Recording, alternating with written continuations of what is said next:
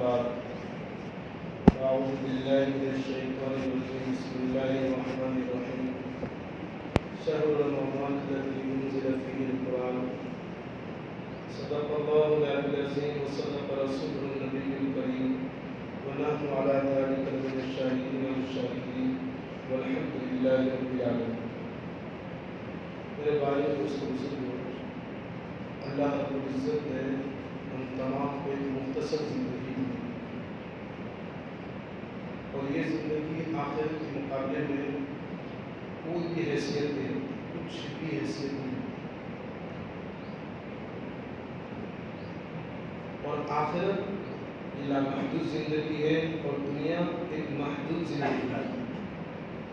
ایک وقت آئے گا کہ دنیا کی زندگی ختم ہو جائے گی، لیکن دنیا کی زندگی اللہ نے اس لیے دی ہے کہ آخرت کے واسطے ہم تیاری کر کے جائیں. اس کے لیے اللہ تعالیٰ موقع دیتے ہیں. بعض مرتبہ ایسی مبارک راتیں آتی ہیں، مبارک دن آتے ہیں، مبارک مہینے آتے ہیں، تو ان ایام میں یہ سیزن کے مانند ہوتے ہیں. وہ ایام ایک سیزن کے مانند ہوتے ہیں. سیزن میں آدمی اپنی مصروفیات ترک کر دیتا ہے، اپنے کام دھندے میں زیادہ دھیان دیتا ہے. دوست احباب سے معذرت کر لیتا ہے کہ ابھی سیزن ہے، میں وقت زیادہ نہیں دیتا. کھانے کی فکر اس کو نہیں ہوتی، سونے کی فکر اس کو نہیں ہوتی، بیوی بچوں کے پاس بیٹھنے کی اس کو فکر نہیں ہوتی. ایک دھن سوال رہتی ہے کہ کس طرح میں اس سیزن کو زیادہ سے زیادہ کمانا اور کس طرح اس سیزن سے زیادہ نفع حاصل. اس لیے صبح سے لے کر شام تک، شام سے لے کر صبح تک آدمی اس کے پیچھے لگا رہتا ہے. اس کو پتا ہے کہ تھوڑے دن کی جستجو ہے اور تھوڑے دن کی محنت ہے، تھوڑے دن کی تکلیف ہے، پھر مجھے آرام ہی آرام ہے، آرام ہی آرام ہے. اور آپ دیکھیں کہ مبارک مہینہ جو آ رہا ہے تو اس کی نورانیت، اس کی برکت، اس کی فضیلت ہم بارہا سنتے ہیں. تو 15 شعبان سے اس کی نورانیت شروع ہو جاتی ہے. 15 شعبان سے جیسے 15 شعبان رخصت ہوتی ہے تو دھیرے دھیرے رمضان مبارک کے انوارات برکات یہ شروع ہو جاتی ہے. آدمی کو ایسا لگتا ہے گویا کہ رمضان مبارک ہو گئی. سورج طلوع ہونے سے بہت پہلے، سورج طلوع نہیں ہوا لیکن فجر کی نماز کے بعد دیکھے کہ آسمان میں سفیدی چھائی ہوتی ہے، حالانکہ سورج ابھی نکلا نہیں، اور دھیرے دھیرے وہ سفیدی بڑھتی رہتی ہے. اور سورج نکلنے سے تھوڑی دیر پہلے ایسا لگتا ہے گویا کہ سورج نکل آئے. ایسے 15 شعبان کی رات سے ہی رمضان مبارک کے انوار، اس کے برکات شروع ہو جاتی ہیں. رمضان کے معنی ہے جلا دینا. رمضان کے معنی ہے جلا دینا. آدمی کے گناہ کو وہ جلا دیتے ہیں، آدمی کے گناہوں کو صاف صفا ہو جاتا ہے. اور بعض مرتبہ آدمی کو رحمت کی ضرورت پڑتی ہے اور بعض مرتبہ کہتے ہیں تپش کی ضرورت پڑتی ہے. جیسے زمین گندی ہوتے ہیں تو آسمان سے بارش برسے موسلادھار تو وہ زمین ساری گندگیوں کو پانی بہا لے جاتی ہے، پھر زمین خشک ہو جاتی ہے تو پاک ہو جاتی ہے. تو بعض مرتبہ رحمت کی ضرورت ہوتی ہے اور بعض مرتبہ کہتے ہیں کہ آدمی کو اللہ کے سامنے رونے کی ضرورت ہوتی ہے، تپش کی ضرورت ہوتی ہے. کہ جیسے زمین ناپاک ہے، بارش کا موسم نہیں ہے تو سورج کی گرمی اتنی پڑتی ہے کہ اس حرارت سے وہ زمین کے اندر کی گندگیوں کو بالکل ایسے صاف کر دیتی ہے. اس کے اندر سے بو، اس کے اندر کی وہ چیزیں جب ظاہر ہو جاتی ہے تو وہ زمین پاک ہو جاتی ہے. یہ اس لیے فرمایا کہ اس کا پہلا اشرہ جو ہے وہ رحمت کا ہے اور دوسرا مغفرت کا ہے، تیسرا آگ سے آزادی کا ہے. اب بہت اللہ والے ہوتے ہیں جو پہلے سے اس کی تیاریاں کر لیتے ہیں. اللہ والے جیسے نماز پڑھنے آتے ہیں تو نماز سے پہلے سنتیں پڑھتے ہیں. وہ سنتیں اس لیے کہ فرض کی تیاری کے، فرض نماز کی تیاری کے لیے سنتیں. ایسے ہی وہ حضور اکرم صلی اللہ علیہ وسلم رمضان مبارک کی تیاری رجب سے شروع کر دیتے تھے اور اس کے لیے دعا مانگتے تھے، اللہم بارک لنا فی رجب و شعبان و بلغنا رمضان، کہ رجب اور شعبان میں برکت کا فرما اور رمضان تک پہنچے۔ تو حضور اکرم صلی اللہ علیہ وسلم شعبان کا پورا مہینہ روزوں کے ساتھ گزارتے تھے، پورا مہینہ۔ تو جیسے نماز کی تیاری کے لیے سنت ہے، ایسے رمضان مبارک کی تیاری کے لیے ابھی سے شروع ہو جاتی ہے، حضور صلی اللہ علیہ وسلم سے پہلے تیاری۔ تو کہتے ہیں کہ جو اللہ والے ہوتے ہیں وہ تو پوری تیاری کے ساتھ ہوتے ہیں۔ تو رحمت کا مہینہ کہتے ہیں کہ پہلے 10 دن جو رحمت کے ہیں یہ ان کے لیے رحمت بن جاتے ہیں۔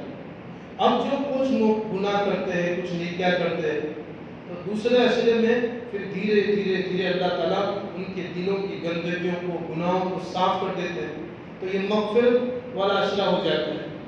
اور بہت زیادہ گنہگار ہوتے ہیں تو ان کو صاف صفائی میں 20 دن لگتے ہیں، پھر دھیرے اللہ تعالیٰ کہتا ہے آگ سے آزادی عطا فرماتا ہے۔ کوئی بندہ ایسا نہیں مسلمان کہ رمضان مبارک میں اللہ تعالیٰ اس کی مغفرت نہ کرتا، بشرطے کہ رہنے والا چاہیے۔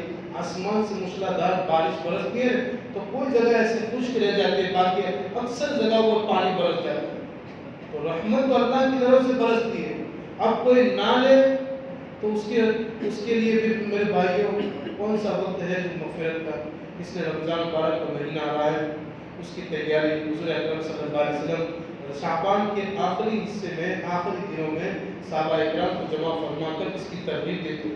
اور صحابہ کرام یہ فرماتے ہیں کہ جب بھی رمضان مبارک کا مہینہ آتا تھا تو حضور اکرم صلی اللہ علیہ وسلم کے اعمال میں ہم 3 باتوں کا اضافہ محسوس کرتے تھے۔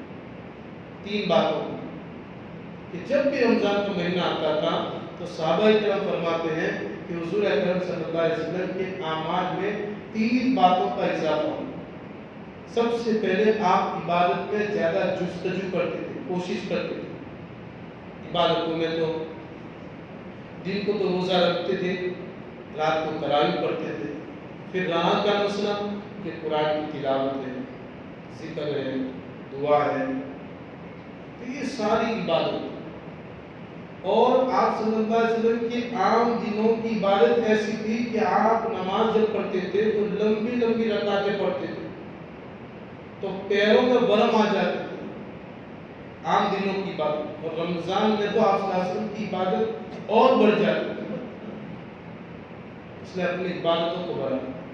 اور اللہ تعالیٰ نے قرآن کریم کے پڑھنے میں یہ تاثیر رکھی ہے کہ جو آدمی صبح صادق سے پہلے قرآن کریم پڑھے گا،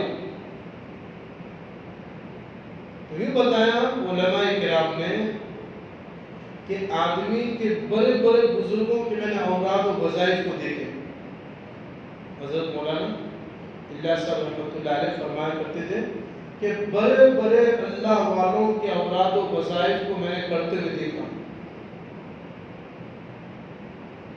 لیکن اتنی تیزی کے ساتھ اللہ کا قرب، اللہ کی نزدیکی حاصل نہیں ہوتے محسوس ہوئی جتنی قرآن کریم کو صبح صادق سے پہلے کرنے میں اللہ کی نزدیک جو محسوس ہوئی وہ کسی اوراد و وظائف یا کسی عمل میں محسوس نہیں، چاہے 3 آیتیں ہی کیوں نہ ہو۔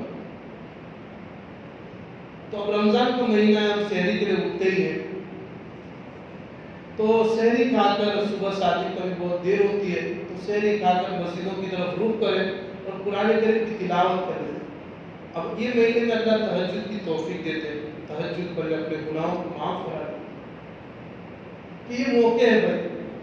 اور کتابوں کے اندر یہ بات لکھی ہے کہ رمضان مبارک میں ایک لمحہ بھی اگر آدمی فکر کے ساتھ چلے تو ولی بن کر دنیا سے رخصت ہوگا، اللہ کا دوست بن کر دنیا سے رخصت۔ ایک ایک لمحے کی قدر، یہ سنہری موقع ہوتا ہے، یہ گولڈن چانس ہوتا ہے، اور ایسے موقع آدمی کو نصیب نہیں ہوتے۔ ایک آدمی اپنے کام، حالانکہ رمضان مبارک کا مہینہ کام کا مہینہ ہے، آرام کا مہینہ نہیں ہے، ایک مہینہ اپنے آپ کو تھکانے کا مہینہ ہے عبادتوں کے ذریعے۔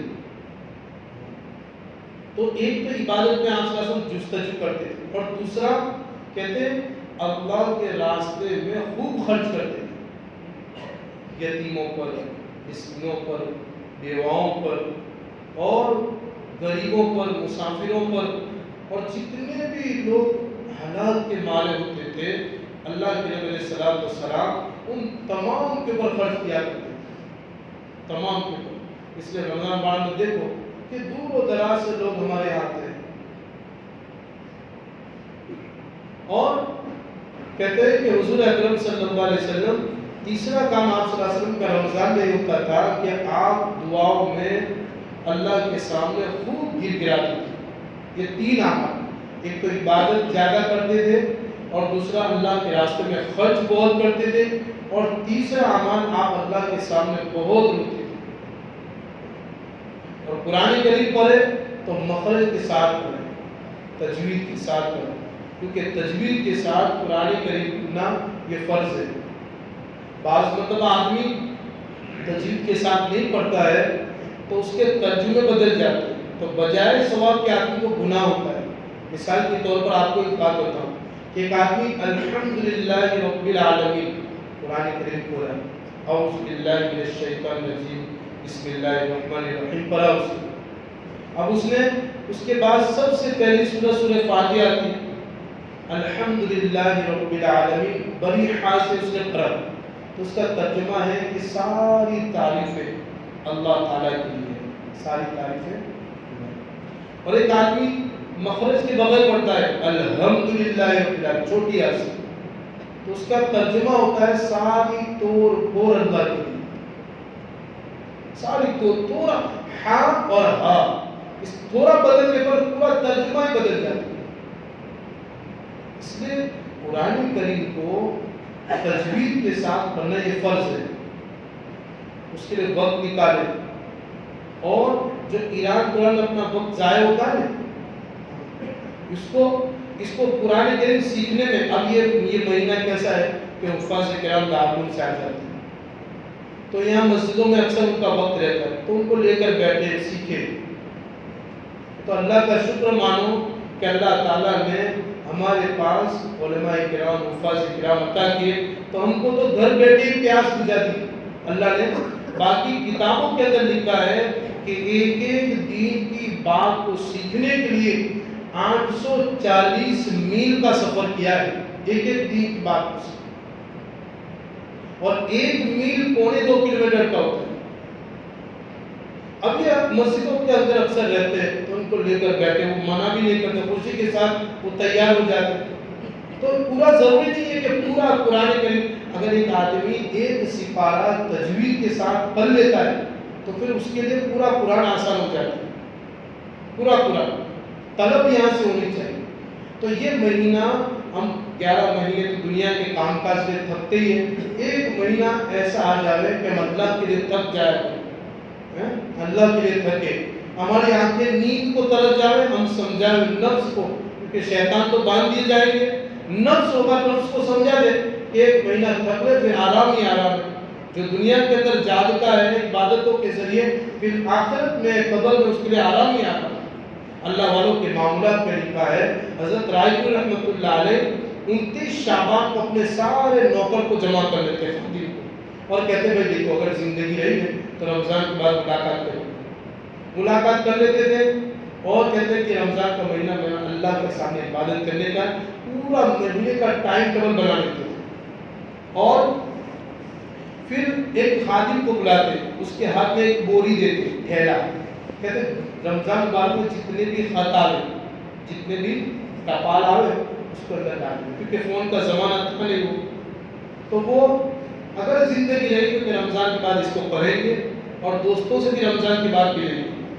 29 شعبان کے بعد اگر ان کی مسجد میں پورے مہینہ اعتکاف کے ساتھ گزر سکے، اور دور و دراز سے لوگ آتے ہیں وہاں رمضان گزارنے کے لیے، دور و دراز سے، اور 29 شعبان کے بعد اگر کوئی آ جاتا تو مسجد میں ان کو جگہ نہیں ملتی، کیونکہ پہلے سے مسجد فل ہو جاتی ہے عبادتوں کے لیے، نماز کے لیے، روزوں کے لیے، تراویح کے لیے، قرآن کی تلاوت کے لیے، اور پھر کہتے ہیں کہ اللہ کے سامنے رونے دھونے کے لیے پورا مہینہ ان کے اعتکاف کے اندر گزرتا ہے۔ امام ابو حنیفہ رحمۃ اللہ علیہ کے حالات زندگی کے اندر لکھا ہے کہ ایک روایت میں ہے کہ 63 قرآن کریم رمضان میں پڑھتے تھے، اور ایک روایت میں ہے کہ 62 قرآن کریم، ایک قرآن کریم پورا دن میں اور ایک قرآن کریم رات میں، تو 30 راتیں اور 30 دن تو 60 قرآن کریم، 60 قرآن کریم، اور پھر تراویح میں کہتے ہیں کہ 2 یا 3 قرآن کریم پڑھتے تھے۔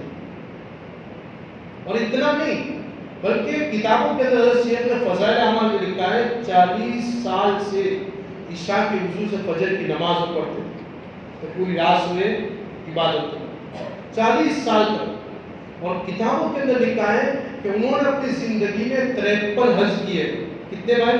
50 اور 3 53 حج کیے۔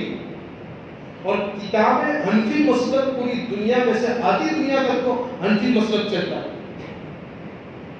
اور اسلامی ممالک میں حنفی مسلک کے قانون بن چکا تھا۔ اتنا اللہ تبارک و تعالیٰ نے ان سے دین کا کام لیا اور امت کو بہت فیض پہنچایا۔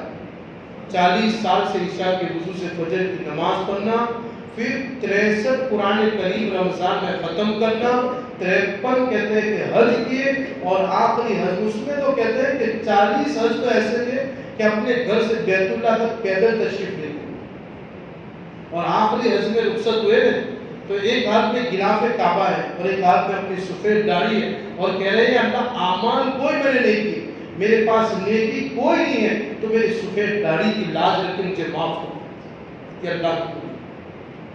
میرے بھائیوں، وہ جب آخرت میں جائیں گے ان کے پاس تو بڑے بڑے اعمال ہوں گے، کوئی 40 سال کی عبادتوں کو لے کر آئے گا، کوئی 40 سال کی تہجد لے کر آئے گا، کوئی 40 سال سے ایسے عبادت کرنے والے کہ جو خدا کے سوا کوئی نہیں جانتے، ایسے مخلص آئیں گے، اور 53 حج کو لے کر آئے گا، کوئی ایسے آئے گا کہ 20 سال سے امام کے سوا کسی کی پیٹھ نہیں دیکھی، ایسے نمازی آئیں گے، اور 20 سال سے ایسے آئیں گے کہ جو اذان ہوئی اور پہلے سے مسجد میں حاضر نہیں ہو، ایسے ایسے لوگ آئیں گے۔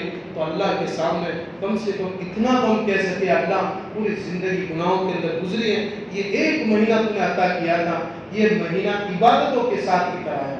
جیسے یوسف علیہ السلام کو خریدنے کے لیے بڑے بڑے نواب اور بڑے بڑے بادشاہ اور بڑے بڑے VIP لوگ کھڑے ہیں لائن میں، اور ایک بری عورت معمولی چیز لے کر وہ بھی لائن میں کھڑی ہے، لوگ کہہ رہے ہیں اماں آپ کہاں جا رہے ہو؟ کیا یوسف کو خریدنے کے لیے جا رہے ہو؟ فرمایا یوسف کو خریدنے کے لیے تو بڑے بڑے لوگ آئے ہیں، تم کیا لے کر آئے ہو؟ تو معمولی چیز کی اس کے پاس کی کوئی حیثیت نہیں تھی، فرمایا کہ بڑے بڑے لوگ کھڑے ہیں، آپ کی یہ معمولی چیز سے کیا ہوگا؟ کہا مجھے بھی پتا ہے کہ میری حیثیت اتنی نہیں ہے کہ میں یوسف کو خرید سکوں، لیکن اللہ تعالیٰ کل قیامت کے دن پوچھے کہ میرے یوسف کے خریدار کہاں ہیں، تو میں اتنا تو کہہ سکوں کہ اللہ میرے پاس کچھ نہیں تھا، اس ایک معمولی چیز کو لے کر یوسف کو خریدنے کے لیے میں بھی گئی۔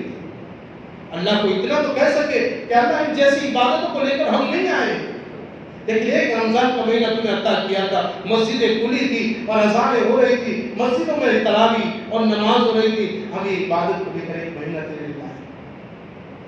یوسف ابراہیم علیہ السلام کو آگ میں ڈالا ہے، اور آگ 40 دن تک وہ آگ مسلسل جلتی رہی، اور ان کے شعلے اتنے بلند تھے کہ اوپر سے کوئی پرندہ اگر اڑتا تو وہ بھی اندر جل جاتا۔ ایک چھوٹا سا معصوم پرندہ اپنی چونچ میں پانی لے کر وہ آگ پر ڈالتا ہے، تو دوسرے پرندوں نے کہا کہ یہ کیا کر رہے ہو؟ کہ ابراہیم علیہ السلام کی دوستی کا حق ادا کر رہا ہوں، کہ تیری ایک بوند سے کیا ہوگا؟ فرمایا یہ تو مجھے ہی پتا ہے کہ ایک بوند سے کچھ نہیں ہوگا، لیکن ابراہیم علیہ السلام کی دوستی کا میں حق ادا کر رہا ہوں کہ میرے ابراہیم علیہ السلام کی آگ کو بجھانے والے کون کون لوگ ہیں، تو جب یہ لائن میں لوگ کھڑے ہوں گے تو میں بھی ان لائن میں کھڑے ہو جاؤں، کہ اللہ کے سامنے جب بڑے بڑے لوگ اپنی اپنی عبادتوں کو لے کر کھڑے ہوں گے، اللہ کے سامنے اتنا کہہ سکے یا اللہ کچھ نہیں دیا، خالی ایک رمضان کا مہینہ تھا، وہ مہینہ میں نے عبادت کے اندر گزارا، تراویح پڑھی، روزے رکھے، قرآن کی تلاوت کی، ذکر و اذکار کیا، صبح صادق کے پہلے میں آ جاتا تھا، قرآن کی تلاوت کرتا تھا، تیرے سامنے روتا تھا۔ اللہ کو اتنا تو کہہ سکے میرے بھائی، اللہ تبارک و تعالیٰ ہم تمام کو رمضان مبارک کی قدر کرنے کی توفیق عطا فرمائے۔ واخر دعوانا الحمدللہ۔